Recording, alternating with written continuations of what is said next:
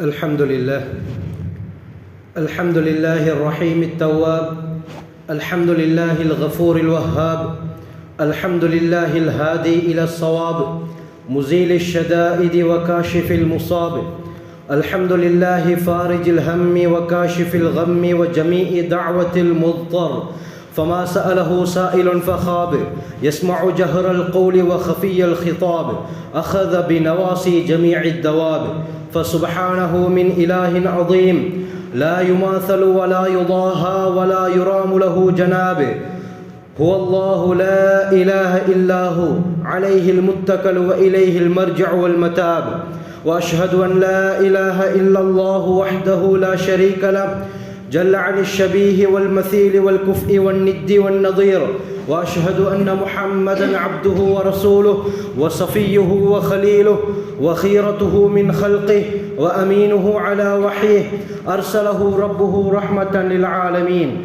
وحجة على العباد أجمعين، فهدى الله تعالى به من الضلالة وبصر به من الجهالة وكثر به بعد القلة وأغنى به بعد الأيلة ولم به بعد الشتات وأمن به بعد الخوف، وصلوات الله وسلامه عليه وعلى آله الطيبين وأصحابه الغر الميامين، ما اتصلت عين بنظر ووعت أذن بخبر، وسلم تسليما كثيرا كثيرا. أما بعد، فمعاشركم الله الكرام، أوصيكم وإياي أولا بتقوى الله، فإن التقوى تنجيكم من عذاب النار، ومن يتق الله يجعل له مخرجا ويرزقه من حيث لا يحتسب، ومن يتوكل على الله فهو حسبه، إن الله بالغ أمره، قد جعل الله لكل شيء قدرا.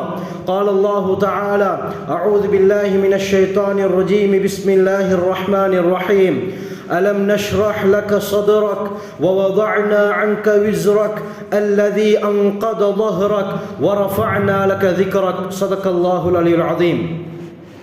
وبالسند المتصل مني إلى الإمام الحافظ الحجة ريحانة الفقهاء أمير المؤمنين في الحديث أبي عبد الله محمد بن إسماعيل بن إبراهيم بن مغيرة بن بردزبة الجعفي البخاري اليماني رحمه الله أنه قال: حدثنا آدم بن أبي إياس قال حدثنا شعبة بن حجاج العتقي عن قتادة بن دعامة السدوسي عن أنس بن مالك رضي الله عنه قال: سمعت رسول الله صلى الله عليه وسلم يقول: لا يؤمن أحدكم حتى أكون أحب إليه من والده وولده والناس أجمعين، أو كما قال عليه الصلاة والسلام. அளவற்ற அருளாளனும் நிகரற்ற அன்புடையோனுமாகிய எல்லாம் வல்ல அல்லாஹுக்கே அனைத்து புகழும் உரித்தாகட்டும். சாந்தி மதம் ஏதி வந்த சத்திய தூதர், சன்மார்க்க போதகர், சர்தாரே தோ ஆலம், தாஜுல் மதீனா, ரஹ்மத்துல் ஆலமீன், இமாமுல் அம்பியா, ஹைருல் பரியா, எம் உயிரிலும் உயிரான உயிரிலும் மேலான கண்மணி நபிகள் நாயகம் ஸல்லல்லாஹு அலைஹி வஸல்லம் அவர்கள் மீதும், இந்த தீன் பிற்காலத்திலே வாடிய மலராக இருக்கக்கூடாது, வாடாத மலராக இருக்க வேண்டும் என்பதற்காக உயிர் தியாகங்கள், இரத்த தியாகங்கள் செய்த சஹாபாக்கள், தாபிஊன்கள், தபுஅத் தாபிஈன்கள், இந்த உலகிலே வாழ்ந்த, வாழுகின்ற, வாழப்போகின்ற அத்தனை முஸ்லிமான முஃமினான ஆண்கள் பெண்கள் மீதும் அல்லாஹ்வின் சாந்தியும் சமாதானமும் என்றென்றும் உண்டாவதாக.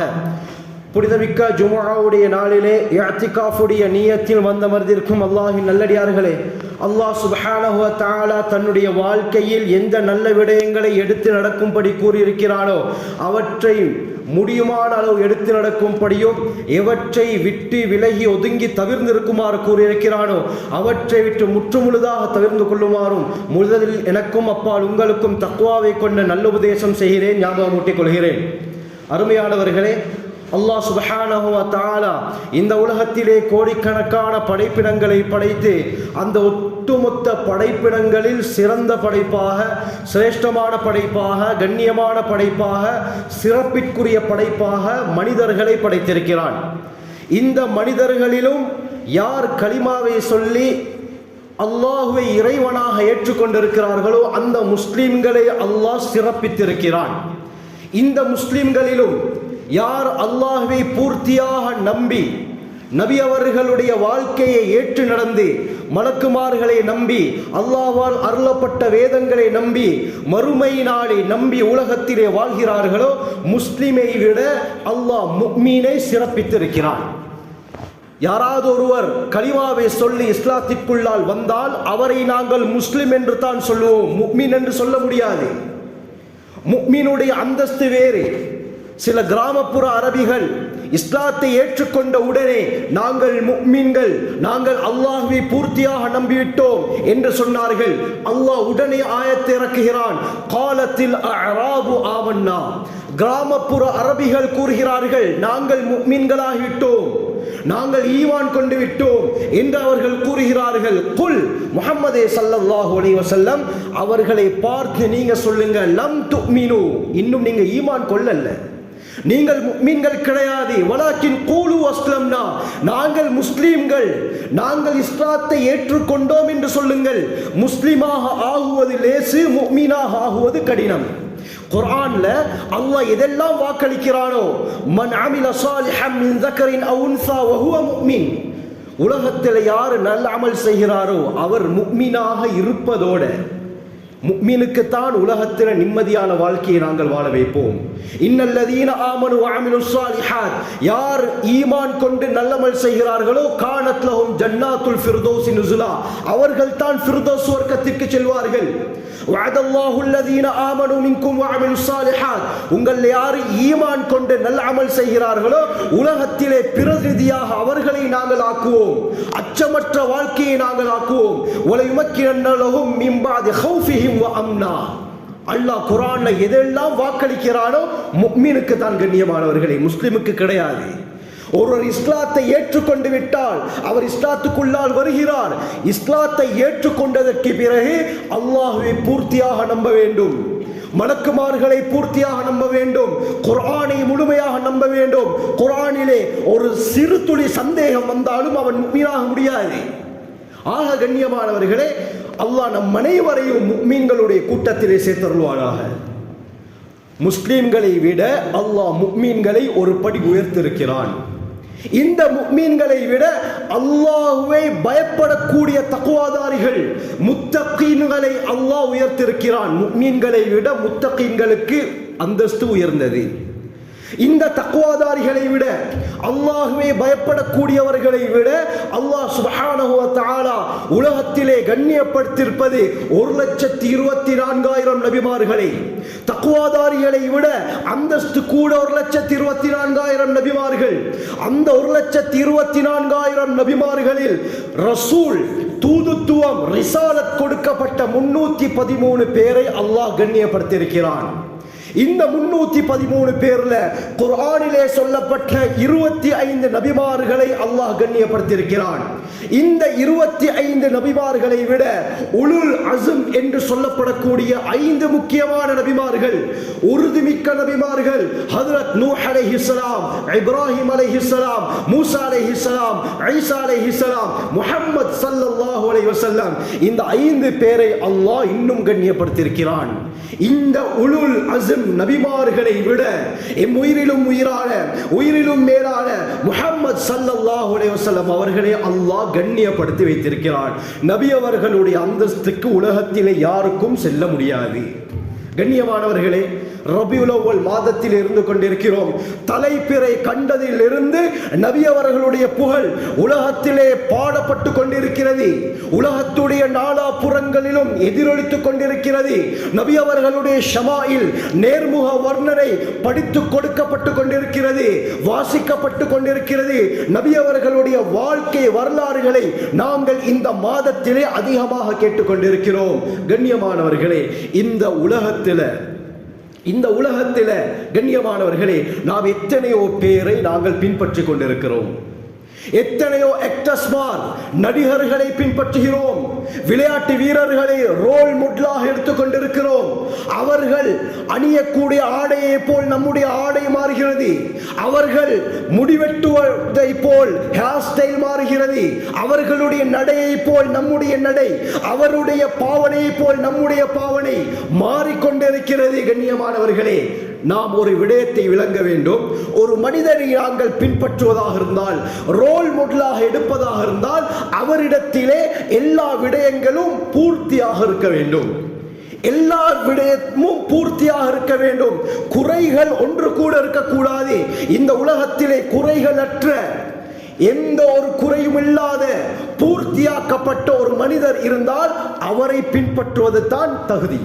அவரைத்தான் நாங்கள் பின்பற்ற வேண்டும். ஏன்? அவர்கிட்ட எந்த ஒரு குறையும் இல்லை. அவரை பற்றி மக்கள் எந்த ஒரு கெட்டதையும் சொல்றாங்கல்ல. எல்லா மனிதர்களிடத்திலே போனால் அறிவுள்ளவர்கள், நன்றாக விளங்கிக் கொள்ளுங்கள், அறிவுள்ளவர்களிடத்திலே பேட்டு சொன்னால் எந்த குறையும் சொல்ல மாட்டார்கள்.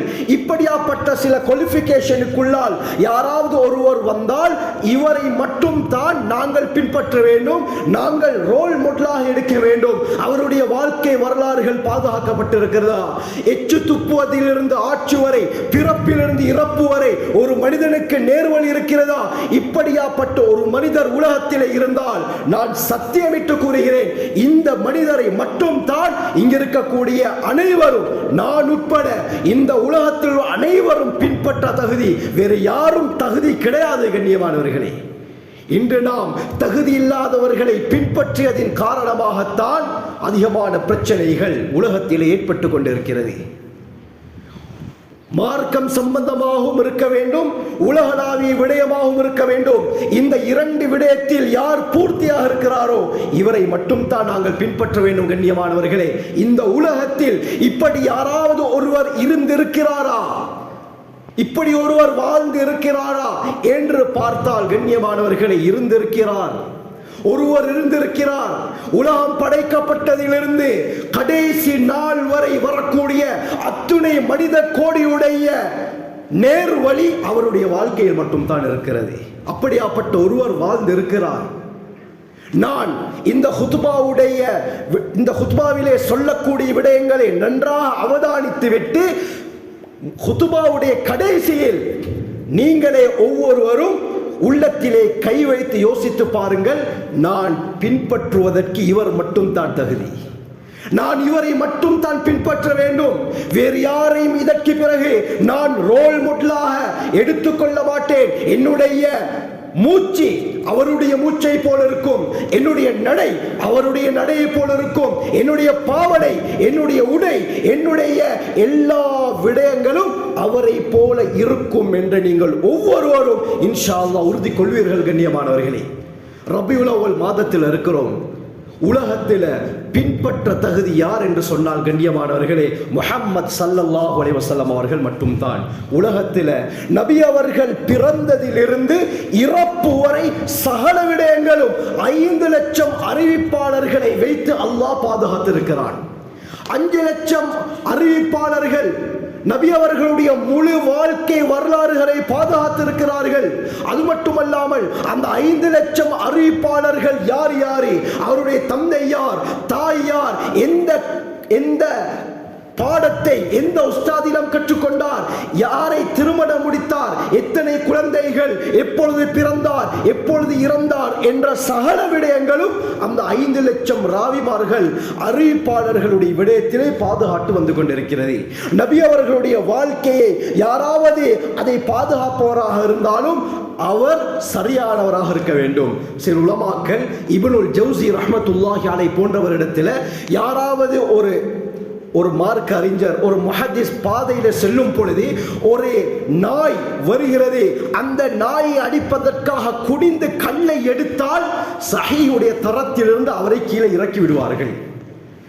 நாய்க்கு கல்லை அடிப்பதற்காக கல்லை தூக்குபவர் நபியுடைய வாழ்க்கையை பாதுகாக்க தகுதியற்றவர் என்று உலமாக்கள் அந்தந்த அந்தஸ்தினை வைத்திருக்கிறார்கள். இப்படி நபி அவர்களுடைய வாழ்க்கையை பாதுகாக்கக்கூடியவர்களுடைய சரிதைகள் கூட இன்று பல கிதாபுகளில் பாதுகாக்கப்பட்டிருக்கிறது. கண்ணியமானவர்களே, ஸல்லல்லாஹு அலைஹி வஸல்லம் அவர்கள் பாவித்த அத்தனை விடயங்களும் நபி அவர்களுடைய வாழ், நபி அவர்களுடைய தலைப்பாகை, நபி அவர்களுடைய பாதணி, நபி அவர்கள் அணிந்த ஆடை இன்று கூட டர்க்கியுடைய இஸ்தம்பூலில் இருக்கக்கூடிய மியூசியத்தில் இன்றும் பாதுகாக்கப்பட்டு கொண்டிருக்கிறது. அல்லாஹ் பாதுகாத்து வைத்திருக்கிறான். குர்ஆன் அல்லாஹ் சொல்கிறான் இல்லையா, வரஃபஅனா லக திக்ரக், நாயகமே ஸல்லல்லாஹு அலைஹி வஸல்லம் உங்களுடைய பேரை, உங்களுடைய வர்ணனையை, உங்களுடைய பிரஸ்தாபத்தை, உங்களுடைய சிறப்பை நாங்கள் உயர்த்தி விட்டோம். உங்களுடைய சிறப்பிலே எந்த ஒருவருக்கும் மானபங்கத்தை ஏற்படுத்த முடியாது. ஒரு சிறு துளி அளவுக்கு கூட களங்கத்தை ஏற்படுத்த முடியாது. எந்த விதத்திலும் குறைகளற்ற ஒரு மாமனிதராக உங்களை நாங்கள் ஆக்கியிருக்கிறோம். பயப்படாதீங்க நாயகமே, அல்லாஹ் சர்டிபிகேட் கொடுக்கிறான். வேறு யார் வேண்டும் கண்ணியமானவர்களே? நபி அவர்கள் பிறக்கும் பொழுதே உலகத்தில் பாத்தில்கள் அழிய ஆரம்பித்து விட்டது. உலகத்தில் மல்டி பவர் கொடுக்கப்பட்டவன் தான் கிஸ்ரா, பாரசீக மன்னன். பெரும் கோட்டையை கட்டினான். பல இன்ஜினியர்ஸ் மார்களை வைத்து கட்டப்பட்ட கோட்டை இன்றும் ஈராக்கிலே இருக்கிறது. கண்ணியமானவர்களே, என்ன நினைத்துக் கொண்டிருந்தான்? எவ்வளவு பெரிய சக்தி வந்தாலும் என்னுடைய கோட்டையை தகர்க்க முடியாது என்று சொல்லிக் கொண்டிருந்தவன், கங்கண கட்டி கொண்டிருந்தவன் பாரசீக மன்னன் கிஸ்ரா. என்ன நடக்குது? அல்லாமா தபரி ரஹ்மத்துல்லாஹி அலைஹி தாரீഖ்ல பதிவு செய்றாங்க. அல்லாமா இப்னு கஸீர் அல் பிதாயால பதிவு செய்றாங்க. என்ன நடக்குதுன்னு சொன்னா, ஹஜ்ரத் ஸல்லல்லாஹு அலைஹி வஸல்லம் அவர்கள் கிறிஸ்துக்கு பின் 571 ரபியுல் அவ்வல் பிறை 12 திங்கட்கிழமை அதிகாலையில் பிறக்கிறாங்க. ஸல்லல்லாஹு அலைஹி வஸல்லம் பிறக்கிறார்கள் திங்கட்கிழமை. அந்த முபாரக்கான நபி அவர்கள் உலகத்திலே பிறக்கிறார்கள். பிறக்கும் பொழுதே அதே செகண்ட்ல என்ன நடக்குது தெரியுமா? இர்தஜஸ ஈவானு கிஸ்ரா, கிஸ்ரா மன்னனுடைய கோட்டை நடுங்க ஆரம்பித்தது. சுப்ஹானல்லாஹ். மக்காவில் பிறக்கிறாங்க, ஈராக்கில் நடுங்குது கோட்டை. கண்ணியமானவர்களே, வஸகதத் மின்ஹு 14 ஷர்ஃபதன், அந்த கோட்டைக்கு மேலால் 14 கோபுரங்கள், மாடங்கள் இருந்தன. நபி அவர்கள் பிறக்கிறார்கள், 14 கோபுரங்களும் இடிந்து விழுகிறது. கண்ணியமானவர்களே, எந்த அளவுக்கு கோட்டை நடுங்கிச்சு என்று சொன்னால், அந்த கிஸ்ராவுடைய கோட்டையில ஒரு பகுதி இன்றும் ஈராக்கில் இருக்குது. அந்த கோட்டையில ஒரு பகுதியில வெடிப்பு ஏற்பட்டது. காலம் காலமாக அந்த வெடிப்பை சரி செய்வதற்காக வேண்டி, நிவர்த்தி செய்வதற்காக வேண்டி எத்தனையோ இன்ஜினியர்ஸ்மார் வந்து கஷ்டப்படுகிறார்கள், பிளான் பண்ணுகிறார்கள். கட்டி முடித்ததற்கு பிறகு அந்த வெடிப்பு பழைய மாதிரியே ஆகிவிடுது. இன்று கூட ஈராக்குக்கு சென்றால் அந்த வெடிப்பை பார்க்க முடியும். கூகுளில் சர்ச் பண்ணினாலும் அந்த விடயத்தை பார்க்க முடியும். நபி அவர்களுடைய பிறப்பால் உலகத்தில் நடந்த மாற்றத்தில் ஒன்று, கிஸ்ராவுடைய கோட்டை நடுங்குது. அதுல வெடிப்பு இன்று கூட இருக்குது. கண்ணியமானவர்களே, وخمدت نار فارس لم تخمد قبل ذلك ب1000 عام. 1000 வருடங்களாக பாரசீகர்கள் வணங்கி கொண்டிருந்த மிகப்பெரிய நெருப்பு குண்டம் நபி அவர்களுடைய பிறப்பின் காரணமாக அடியோடு அணைந்து விட்டது. ஆச்சரியம் எல்லாத்துக்கும். எல்லா உலகத்தில் இருந்த பாத்தில்கள், அல்லாஹ் பாத்தில்களை அழிக்க ஆரம்பிக்கிறார் நபியுடைய பிறப்பின் காரணமாக. அடுத்ததாக வகாதத் புஹைரத்து சாவா, ஈராக்கில் இருக்கக்கூடிய ஒரு சிறு கடல் தான் சாவா. இந்த சாவா என்ற சிறு கடல் எக்காலமும் வற்றாது என்று மக்கள் நம்பிக்கொண்டிருந்தார்கள். உடனடியாக வற்றிவிட்டது. அடுத்த நாள் எழும்பி பார்க்கிறாங்க, சிறு கடல் இடம் இருக்குது, தண்ணியை காணும். وانقطعت الدجلة وانتشرت في بلادهم. அடுத்தது டைக்ரிஸ், சிரியாவில் இருக்கக்கூடிய மிக முக்கியமான டைக்ரிஸ் நதி வெடித்து ஊர் முழுக்க வெள்ளம் ஏற்பட்டு விட்டது. கண்ணியமானவர்களே, மக்களுக்கு அதிர்ச்சி. கிஸ்ரா மன்னன் உள்ளத்தில் முதல் தடவையாக பயத்தை உணர்கிறான். என்ன நடக்குது? இதுவரைக்கும் என்னுடைய கோட்டைக்கு எந்த ஒரு பாதிப்பும் ஏற்படவில்லை, எதிரிகள் யாரும் வரவும் இல்லை. தன்னுடைய படைகளை அனுப்பி தேட சொல்கிறான். ஒருவேளை எதிரிகள் வந்து கருவிகளின் மூலமாக என்னுடைய கோட்டையை தாக்கி விட்டார்களா என்று பார்த்து விட்டு வாருங்கள் என்று நாலா புறத்திலும் படைகளை அனுப்பி தேடுறான். ஒரு படை கூட இல்லை. பயம் வருது. கிஸ்ரா பயத்தை முதலாவதாக உணர்கிறான். என்ன காரணம் தெரியுமா? முஹம்மது ஸல்லல்லாஹு அலைஹி வஸல்லம் பிறப்பு. கண்ணியமானவர்களே, நபி அவங்க பிறக்கிறார்கள். உலகத்திலே பெரும் மாற்றம் ஏற்படுது. உலகத்தில் அல்லாஹ் சுப்ஹானஹு வ தஆலா நபி அவர்களை எந்த அளவுக்கு கண்ணியப்படுத்தி வைத்திருக்கிறான் என்றால், நபி அவர்களுடைய பெயரை கூட அல்லாஹ் கண்ணியப்படுத்தி தான் வைத்திருக்கிறான். பெயரில் கூட எந்த ஒரு மாற்றமும் கிடையாது. ஸல்லல்லாஹு அலைஹி வஸல்லம் பிறக்கும் வரை உலகத்திலே முஹம்மது என்ற பெயர் யாருக்கும் வைக்கப்படவில்லை. அது மட்டுமல்லாமல் ஆச்சரியம் என்ன தெரியுமா? அந்த காலத்தில் தான் அரபி மொழியில் தேர்ச்சி பெற்றவர்கள் வாழ்ந்து கொண்டிருந்தார்கள். கவிஞர்கள், நஹு, பலாகா, சொல்லிலக்கணம் சொல்நயம் தேர்ச்சி பெற்றவர்கள் வாழ்ந்து கொண்டிருந்த காலம். ஆனால் இந்த பேர் மட்டும் எப்படி அவர்களுக்கு மிஸ் ஆச்சு என்று தெரியாது. பெரும் பெரும் அழகான பெயர்களை வைத்தார்கள், மண் வாசனையை வைத்தார்கள், மலைச்சாரலை வைத்தார்கள், நறுமணமுள்ள பூவை பேராக வைத்தார்கள், வீரமுள்ள மிருகங்களுடைய பெயரை பேராக வைத்தார்கள், என்னென்ன பெயர்கள் எல்லாம் வைத்தார்கள். ஆனால் முஹம்மத் என்ற பெயர் மட்டும் எப்படி அவர்களுக்கு மிஸ் ஆகிச்சுன்னு தெரியல. மிஸ் ஆகல கண்ணியமானவர்களே, அல்லாஹ் மறக்கடித்து விட்டான். அல்லாஹ் மறக்கடித்தால் இந்த உலகத்திலே இந்த முஹம்மது என்ற பெயர் ஆரம்பிக்கப்பட வேண்டுமா? இந்த ஹபீபின் மூலமாகத்தான் ஆரம்பிக்கப்பட வேண்டும். எப்படியாப்பட்ட நிலைமை! நபி அவர்கள் பிறப்பதற்கு முன்னால் முஹம்மது என்ற பெயர் இந்த உலகத்தில் யாருக்கும் கிடையாது. நபி அவர்கள் பிறந்ததற்கு பிறகு முஹம்மது என்ற பெயர் இல்லாத இடமே கிடையாது. கண்ணியமானவர்களே, இன்று ஜெனரல் நாலேஜ் பொது அறிவுள்ள ஒரு கேள்வி இருக்கிறது, உலகத்திலே அதிகமாக வைக்கப்படக்கூடிய பெயர் எது? பதில் வரும் முஹம்மது. சுப்ஹானல்லாஹ். பிறப்பதற்கு முன்னால் அந்த பேர் இல்லை. நபி அவர்கள் உலகத்துக்கு வாராங்க, நபி அவர்களுடைய பேர் இல்லாத இடமே உலகத்தில் கிடையாது. யூகேல கூட அதிகமாக வைக்கப்படக்கூடிய பேர் முஹம்மது என்பதாக ரிப்போர்ட் சொல்லுது. சுப்ஹானல்லாஹ். கண்ணியமான அல்லாஹ், அல்லாஹ் என்ற வார்த்தைக்கு 4 எழுத்து. முஹம்மது என்ற ஷத்தோடு சேர்த்தால் 5 எழுத்து. முஹம்மது என்ற வார்த்தை அந்த பேரிலும் 5 எழுத்து. அல்லாஹ் என்ற பெயரில் 1 ஷத்து, முஹம்மது என்ற பெயரில் 1 ஷத்து.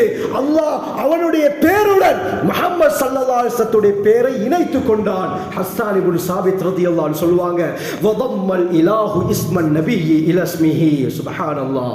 வதம்மல் இலாஹ் இஸ்மன் நபியி இலா இஸ்மிஹி. அல்லாஹ் தன்னுடைய பெயருடன் முஹம்மது ஸல்லல்லாஹு அலைஹி வஸல்லம் அவர்களுடைய பெயரை இணைத்துக் கொண்டான்.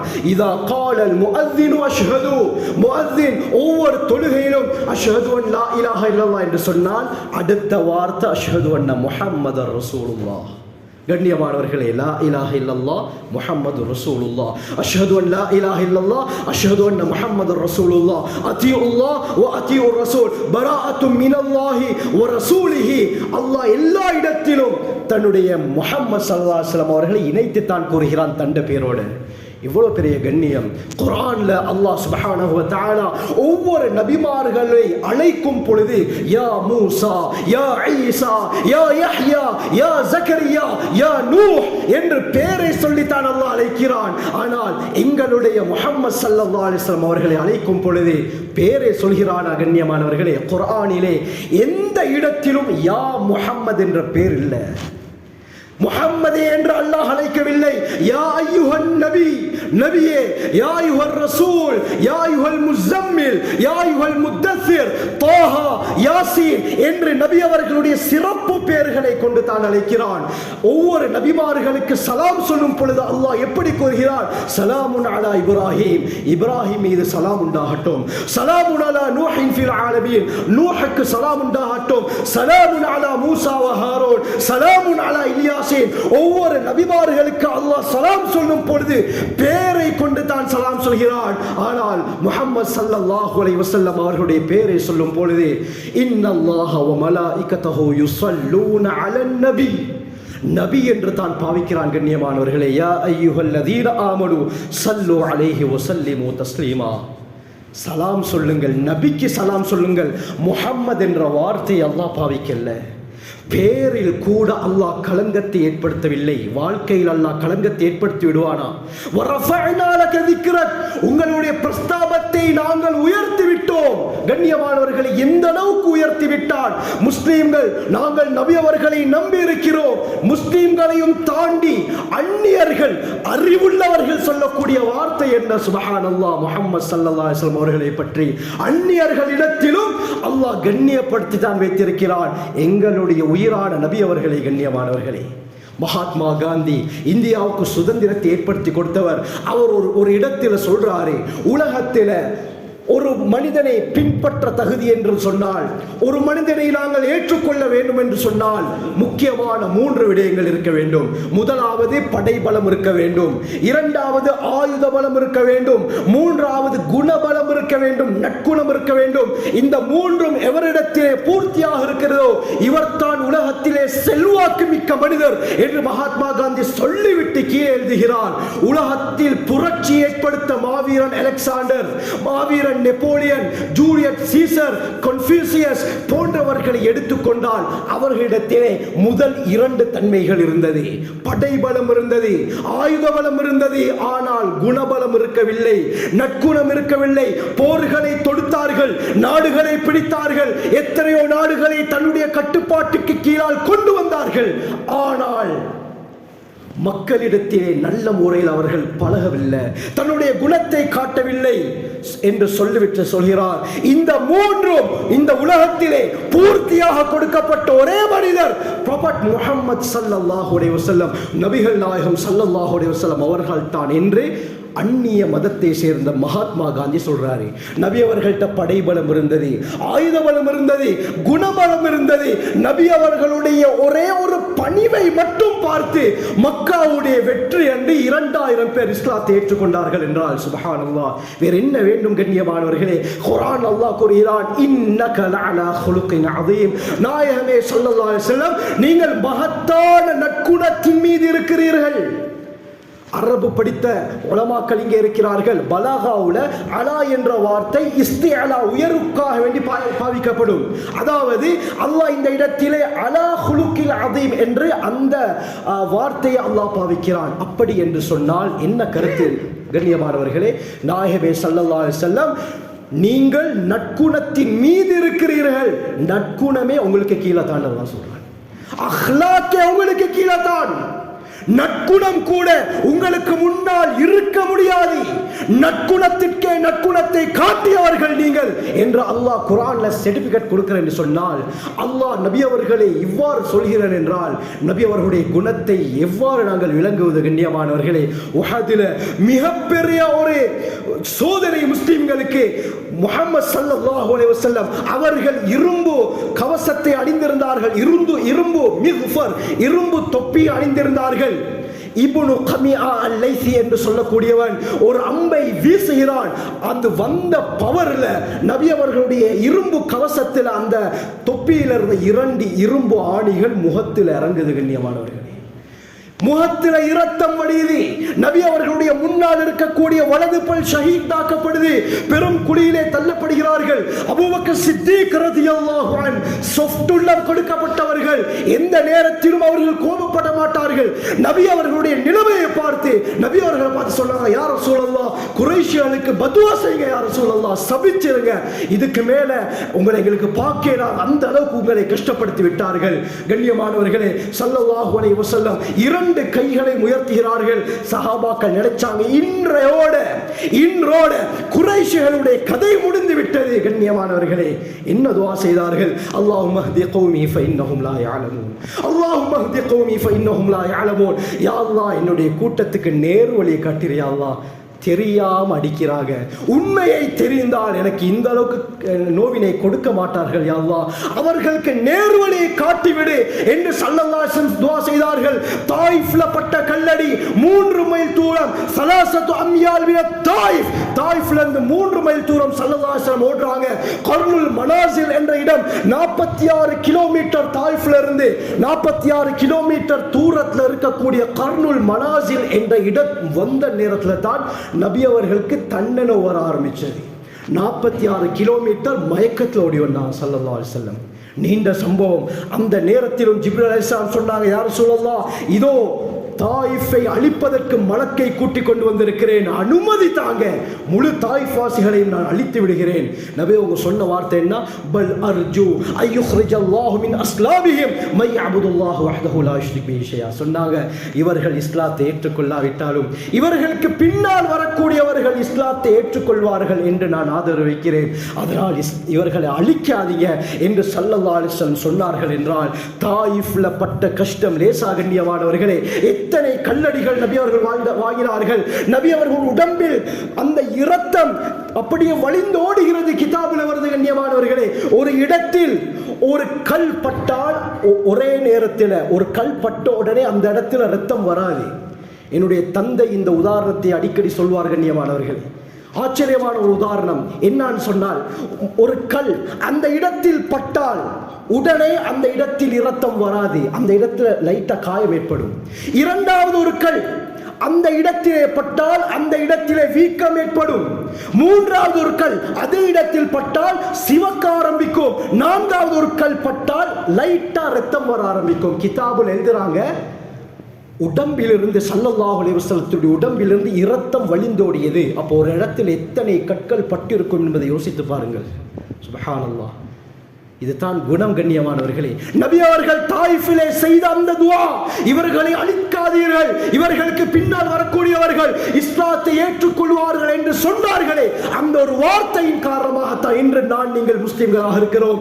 ஹிஜ்ரி 92 முஹம்மத் பின் காசிம் அஸ்-ஸகஃபி தாயிஃப்ல இருந்து வருகிறார். ஏசியா கண்ட்ரிக்கு வந்து ஏசியா முழுக்க இஸ்லாம் மதம் மார்க்கம் பரவ ஆரம்பிக்கிறது.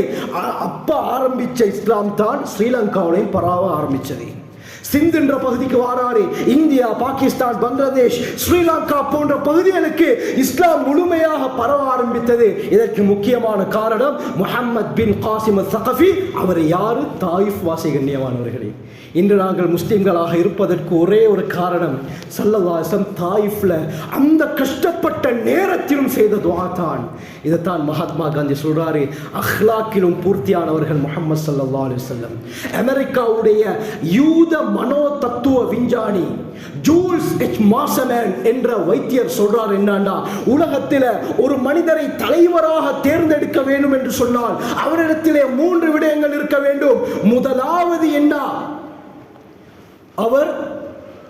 முதலாவது மக்களுக்கு அவர் நல்லது செய்ய வேண்டும். இரண்டாவது, தன்னுடைய சமுதாயம், தன்னுடைய மக்கள் முழுமையான பாதுகாப்பில் இருக்கிறோம் என்ற உணர்வை ஏற்படுத்த வேண்டும். மூன்றாவது, ஒரே கொள்கை, ஒரே கோட்பாட்டை தன்னுடைய சமுதாயத்திற்கு கொடுக்க வேண்டும். இந்த 3 நிபந்தனைகள் யாரிடத்தில் இருக்கிறதோ இவர்தான் இந்த உலகத்திலே தலைவராகுவதற்கு தகுதி என்று சொல்லிவிட்டு கீழே எழுதுகிறாரே, பாஸ்டர் சோல்ட் அப்படின்ற ஒரு உலகத்தில் வாழ்ந்தார். இவரை எடுத்துக்கொண்டால் இவரிடத்தில் முதலாவது நிபந்தனை மட்டும் இருந்தது, மக்களுக்கு நல்லது செஞ்சாரு, மற்ற 2 இருக்கல்ல.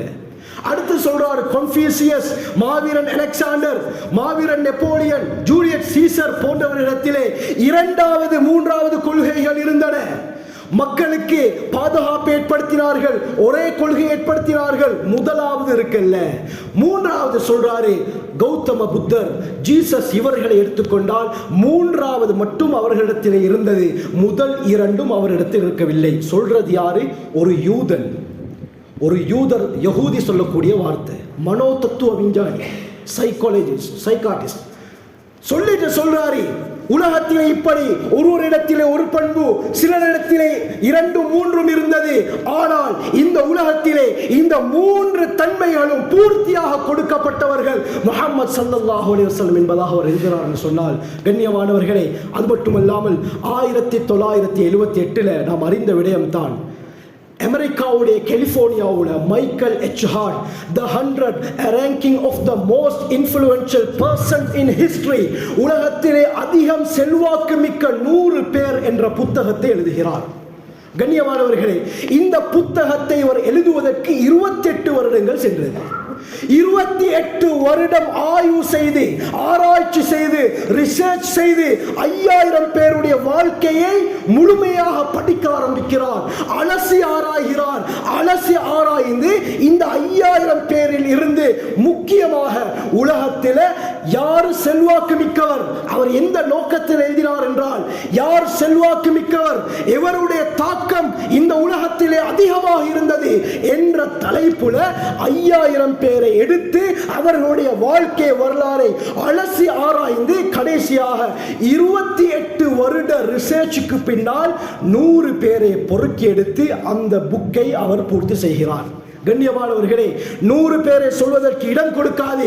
நாம் அறிந்த முக்கிய முக்கியமான சிலருடைய பெயரை மட்டும் கூறுகிறேன். அப்பொழுது நம்முடைய முஹம்மது ஸல்லல்லாஹு அலைஹி வஸல்லம் பெருமதி அந்நியர்களிடத்தில் எந்த அளவு இருக்கிறது என்பதை நீங்கள் விளங்கிக் கொள்வீர்கள். முதலாவது கண்ணியமானவர்களே, இந்த 100 பேரில் 100வது இடம் சைனாவுடைய மதத்துருவி மகாவீர், 98வது இடம் கிரேக்க இலக்கிய மேதை ஹோமர், 94வது இடம் குயின் முதலாவது எலிசபெத், 86வது இடம் நாடுகான் பயணி வாஸ்கோ ட காமா, 84வது இடம் ரஷ்யாவை கம்யூனிச நாடாக மாற்றிய லெனின், 81வது இடம் அமெரிக்காவுடைய முன்னாள் ஜனாதிபதி ஜான் எஃப் கென்னடி, 75வது இடம் முக்கியமான விஞ்ஞானி ஜான் கெப்லர், 67வது இடம் ரோமர்களுடைய முக்கியமான படை தளபதி ஜூலியஸ் சீசர், 66வது இடம் ரஷ்யாவுடைய சர்வாதிகாரி ஜோசப் ஸ்டாலின், 65வது இடம் ஸ்பெயினுடைய அரசி 2வது இசபெலா,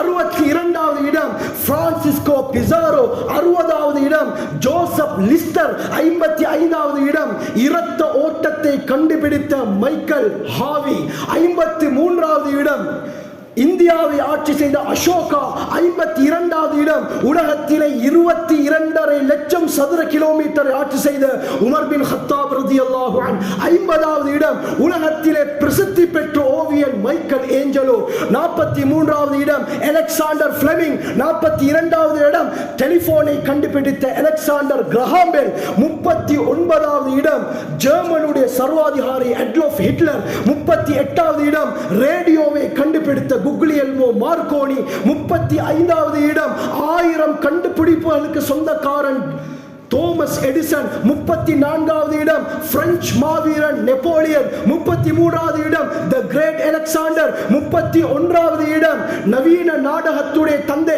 வில்லியம் ஷேக்ஸ்பியர், 27வது இடம் கார்ல் மார்க்ஸ், 26வது இடம் அமெரிக்காவுடைய தந்தை என்று சொல்லப்படக்கூடிய முதலாவது ஜனாதிபதி ஜார்ஜ் வாஷிங்டன், 25வது இடம் அமெரிக்கா ஆப்பிரிக்காவுக்கு மத்திய சமாதானத்தை ஏற்படுத்த வேண்டும் என்ற கோட்பாட்டை உருவாக்கிய தலைவர் மார்ட்டின் லூதர், 24வது இடம் ஸ்காட்லாந்துடைய கணிதவியலாளர் ஜேம்ஸ் கிளார்க் மேக்ஸ்வெல், 23வது இடம் மின்சாரத்தின் தந்தை மைக்கேல் ஃபாரடே, 22வது இடம் நீராவி இன்ஜினை கண்டுபிடித்த ஜேம்ஸ் வாட், 19வது இடம் சூரியனை சுற்றித்தான் அனைத்து கோள்களும் இயங்குகின்றன என்ற கோட்பாட்டை உலகுக்கு அறிமுகப்படுத்திய நிக்கோலஸ் கோப்பர்னிக்கஸ், 16வது இடம் பரிணாம கோட்பாட்டின் தந்தை சார்ல்ஸ் டார்வின், 15வது இடம் மூசா அலைஹிஸ்ஸலாம், 13வது இடம் கிரேக்க தத்துவ மேதை நபி அவர்களுக்கு முன்னால் கிமு 384வது வருடத்தில் வாழ்ந்த அரிஸ்டாட்டில்,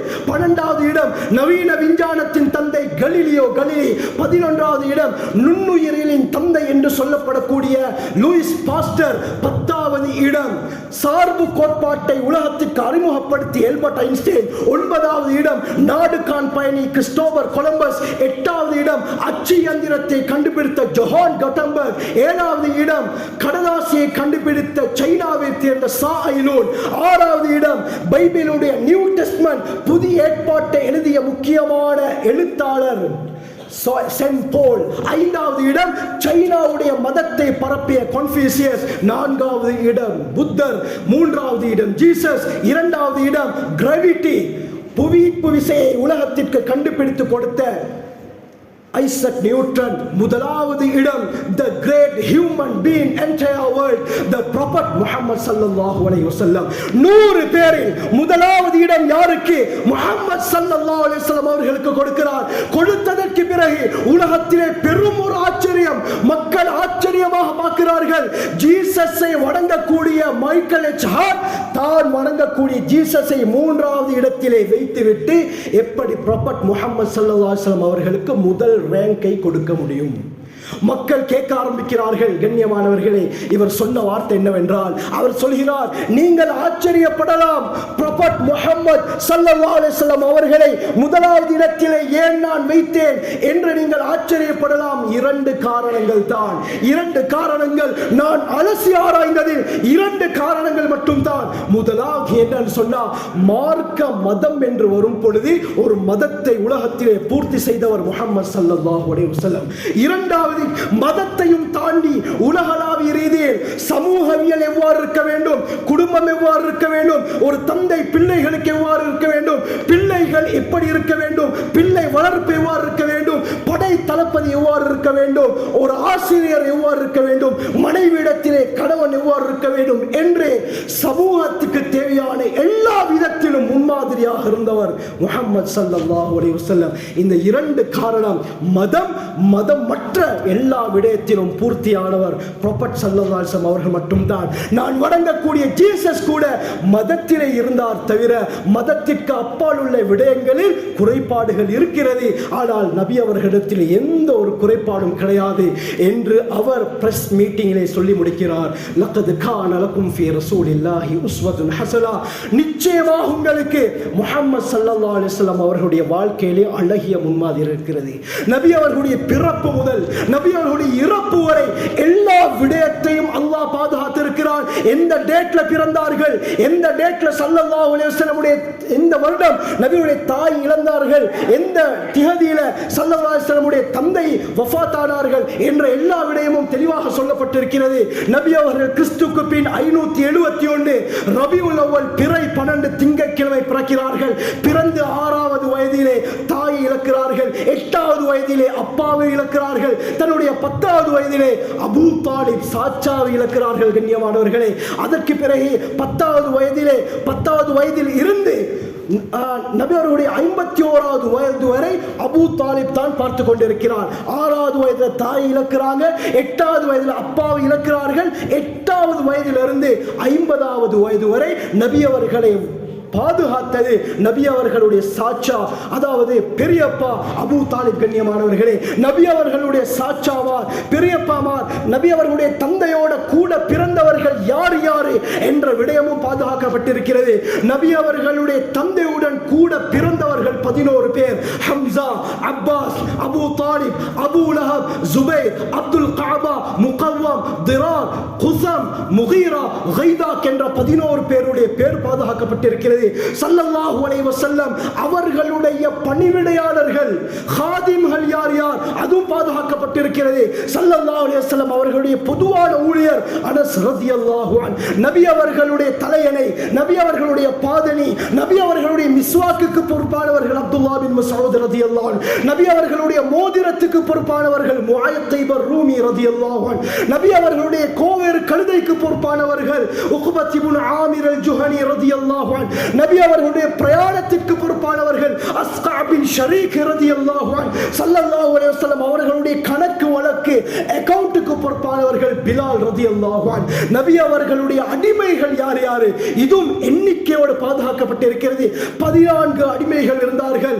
ஸைத் இப்னு ஹாரிஸா, ஷுக்ரான், அபூ ராஃபி, சல்மான் ஃபாரிசி, சஃபீனா, அபூ கப்ஷா, ருவைஃபி, ரபாஹுல் அஸ்வத், ஃபதாலா, மித்அம், யஸார், மாபூர், சந்தர், மெஹ்ரான் என்ற 14 பேர் நபி அவர்களுடைய அடிமையாக இருந்தார்கள். ஸல்லல்லாஹு அலைஹி வஸல்லம் அவருடைய பாதுகாவலர்கள் யார் யார் இதுவும் பாதுகாக்கப்பட்டிருக்கிறது. பத்ர் யுத்தத்தில் அபூபக்கர் சித்திக் ரலியல்லாஹு அன்ஹு, ஹுதைஃபா இப்னு யமான் ரலியல்லாஹு அன்ஹு, அது மட்டுமல்லாமல் இப்படியாப்பட்ட தல்ஹா இப்னு உபைதில்லாஹ் ரலியல்லாஹு அன்ஹு பத்ர்ல நபி அவர்களுடைய பாதுகாவலர்கள். முஹம்மத் பின் மஸ்லமா ரலியல்லாஹு அன்ஹு, தல்ஹா இப்னு உபைதில்லாஹ் ரலியல்லாஹு அன்ஹு, கதாதா இப்னு நுஅமான் அல் அன்சாரி ரலியல்லாஹு அன்ஹு உஹதுல நபி அவர்களுடைய பாதுகாவலர்கள்.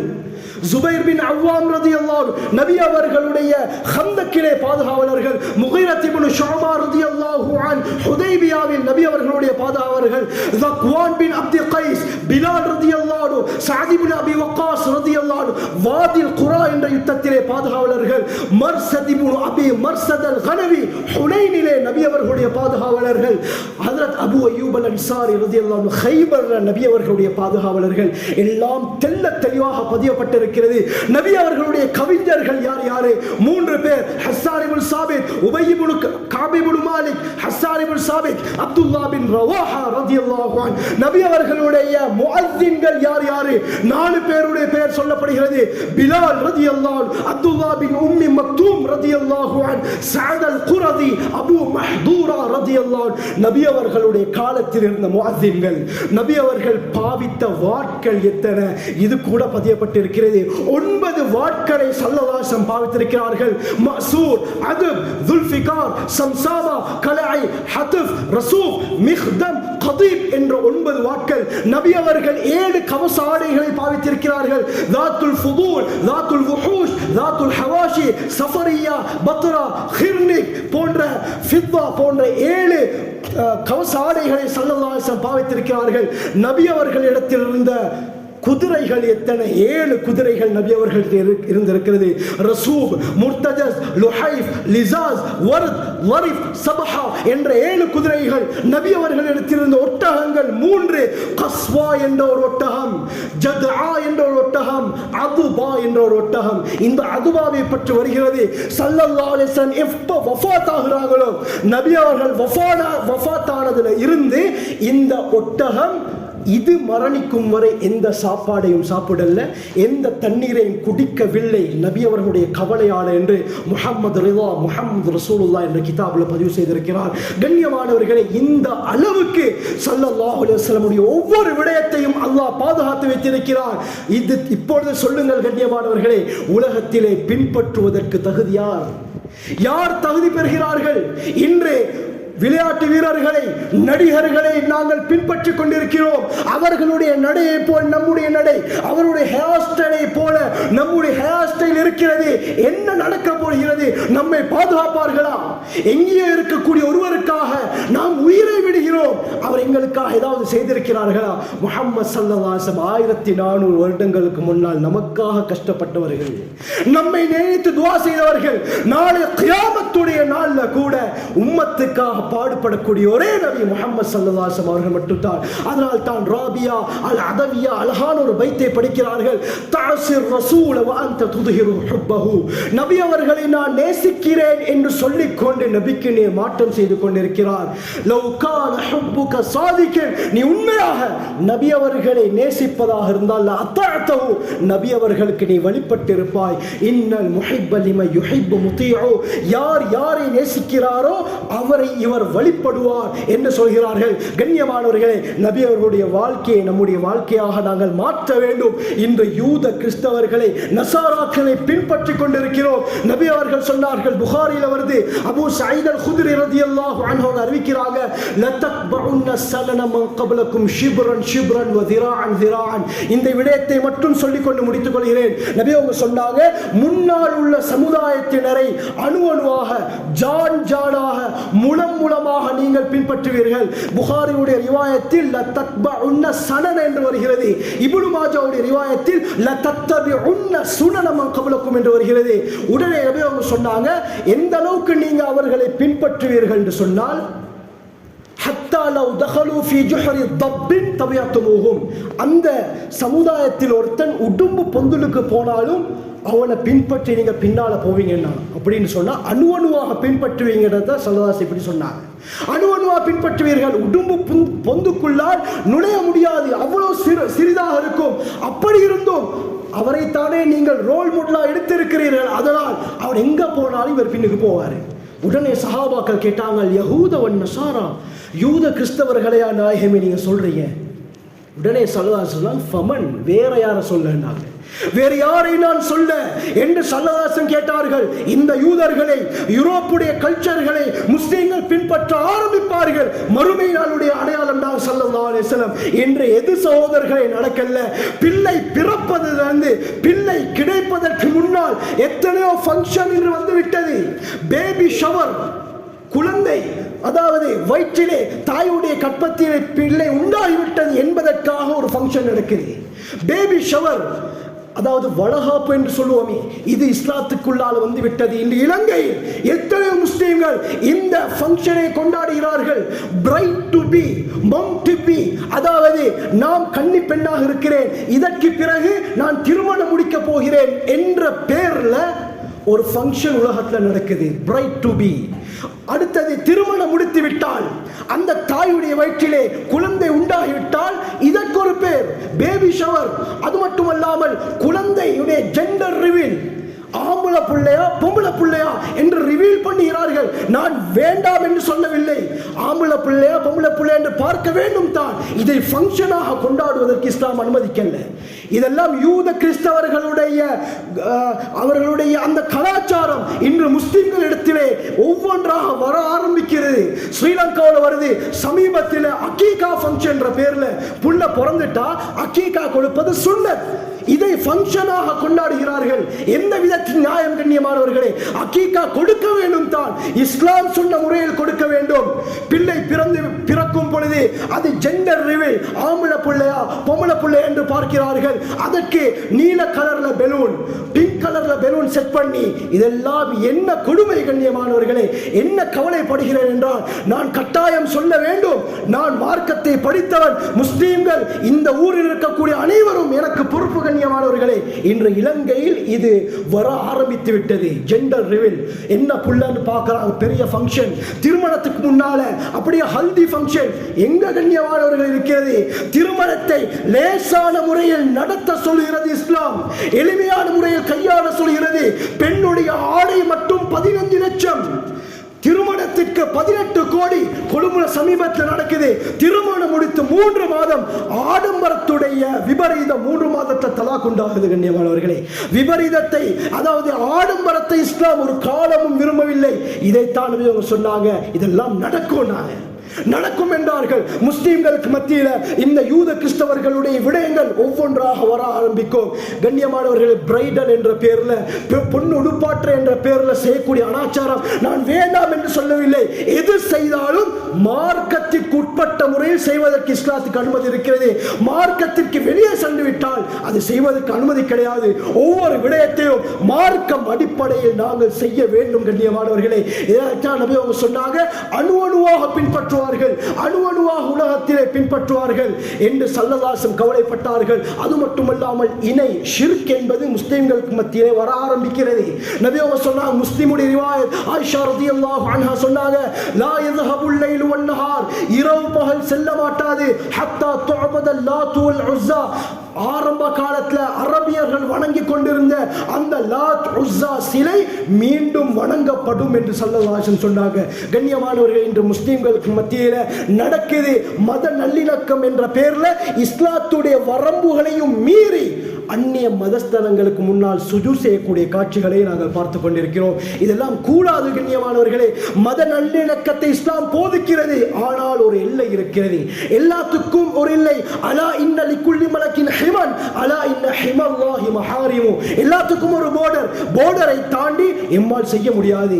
ஆக கண்ணியமானவர்களே, இஸ்லாம் சொன்ன பிரகாரம் நாம் வாழ வேண்டும். உண்மையான ரோல் மாடலாக நபி அவர்களுடைய வாழ்க்கையை நாங்கள் எடுக்க வேண்டும். அதில் தான் உண்மையான வெற்றி இருக்கிறது கண்ணியமானவர்களே. நான் இந்த குத்பாவிலே சொன்னேனே, நபி அவர்களுடைய வாழ்க்கையை பின்பற்றுவதனால் அல்லாஹ் நன்மைகளையும் எழுதுகிறான், உடம்பில் ஆரோக்கியமும் ஏற்படுகிறது. குர்ஆன் அல்லாஹ் சொல்கிறான், இன் குன்தும் துஹிப்பூன அல்லாஹ், அல்லாஹ்வை நீங்கள் நேசிக்க வேண்டும் என்றால் நபியே மக்களை பார்த்து சொல்லுங்க, ஃபத்தபிஊனி, என்னை பின்பற்றுங்கள். நபி அவர்களை பின்பற்றினால் யுஹ்பிபுகுமுல்லாஹ், அல்லாஹ் உங்களை நேசிப்பான், வயக்ஃபிர் லக்கும் ذுனூபக்கும், உங்களுடைய பாவங்களை அல்லாஹ் மன்னிப்பான். ஆகவே நாம் நம் வாழ்வை நபி அவர்களுடைய வாழ்க்கையாக மாற்றிக்கொள்ளக்கூடிய கூட்டத்திலே அல்லாஹ் நம் அனைவரையும் சேர்த்துள்வாராக. நபி அவர்களுடைய சுன்னாவை அணுவாக பின்பற்றக்கூடிய கூட்டத்தில் நம் அனைவரும் அல்லாஹ் சேர்த்துள்வாராக. அல்லாஹ் இஸ்லாத்தை பூர்த்தியாக பின்பற்றக்கூடிய கூட்டத்தந்திரி அல்லாஹ். இன்று சாரையாக அந்நியர்கள் இஸ்லாத்தை விளங்கி மனதால் இஸ்லாத்தை ஏற்றுக்கொள்கிறார்கள் அல்லாஹ். ஆனால் இன்று நாம் பரம்பரையாக முஸ்லிம்களாக இருக்கிறோம். இஸ்லாத்துடைய பெருமதி விளங்காமல் இன்று அந்நிய சமூகத்திற்கு மதம் மாறிக்கொண்டிருக்கிறோம். யா அல்லாஹ், எங்களை பாதுகாத்திரியா அல்லாஹ், நம்முடைய பரம்பரையை பாதுகாத்திரியா அல்லாஹ், இந்த ஊர் மக்களை பாதுகாத்திரியா அல்லாஹ், நம்முடைய குடும்பத்தாரை பாதுகாத்திரியா அல்லாஹ். வாஹிரு தஅவானா அல்ஹம்துலில்லாஹி ரப்பில் ஆலமீன்.